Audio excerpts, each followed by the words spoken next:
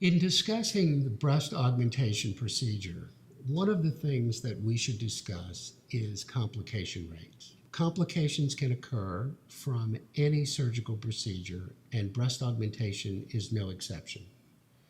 The most common complication in patients who are undergoing breast augmentation in the short run are infection and hematoma formation.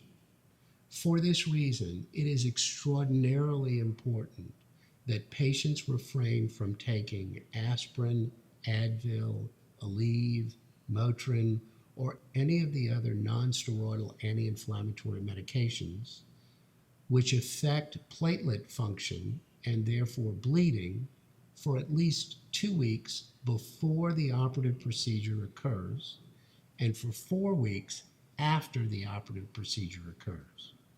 This is critically important to decrease this complication rate of hematoma. The second most common complication in breast augmentation surgery is capsular contracture. We have for decades been trying to figure out exactly why capsular contracture occurs and what we can do to prevent capsular contracture. In 25 plus years of doing breast augmentation surgery, I have seen the theories regarding capsular contracture come, go, change, be different. And quite frankly, I would tell you that because we can't explain capsular contracture etiology in 3 sentences, we really don't understand yet what capsular contracture is and why it occurs.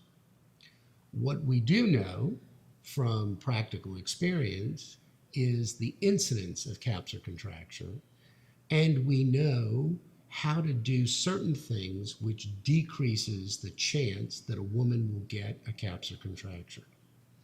The national average of capsular contracture in breast augmentation surgery is about 15 to 18%, depending on whose study you read. In surgeons who have adopted certain techniques and do high volumes of breast augmentation surgery, the rates of capsular contracture have gone down to about 4%, and in my personal series is less than 2%. We have achieved these low rates of capsular contracture because of the environment in which we operate. Clearly, we are operating in a hospital-grade environment, and the precautions which we take during the operative procedure to decrease any possible chance of contamination of the implant during the surgical procedure. Once capsular contracture occurs, what we know is that by removing the scar tissue which forms around the implant, causes circumferential tension on the implant, which causes the implant to feel firm in the woman's breast. The way to treat that is to remove the capsule and to replace the implant. The current theories about capsular contracture involve biofilm, which is theoretically a bacterial contamination of the surface of the implant. So by only removing the scar tissue and not replacing the implant, you are theoretically putting back the dirty implant in a clean bed. So the first step of treatment for capsular contracture is to remove the implant and the capsule and to replace the implant with a brand new implant. However, I do not feel that this is enough of a treatment for capsular contracture. And the reason I don't feel that way is because for years, we have been treating patients with this method, and the recurrence rate of capsular contracture is upwards of 70% in the first year after this type of treatment. We have seen women for years and years who have had multiple surgeries to try to treat recurrent capsular contractures.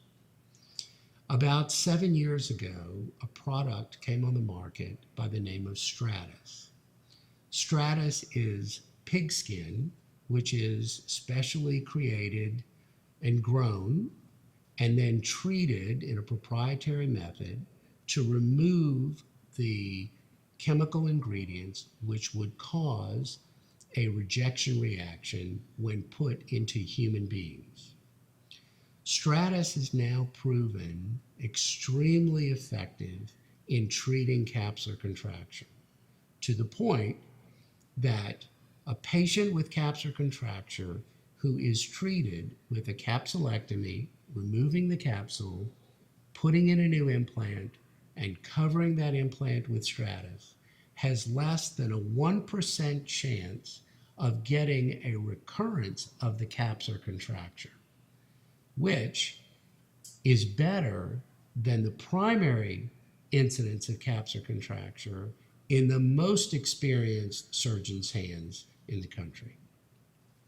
So for this reason, my patients who develop capsular contracture or other patients who come to me with capsular contracture are strongly advised to utilize Stratus in their treatment to prevent the recurrence of capsular contracture.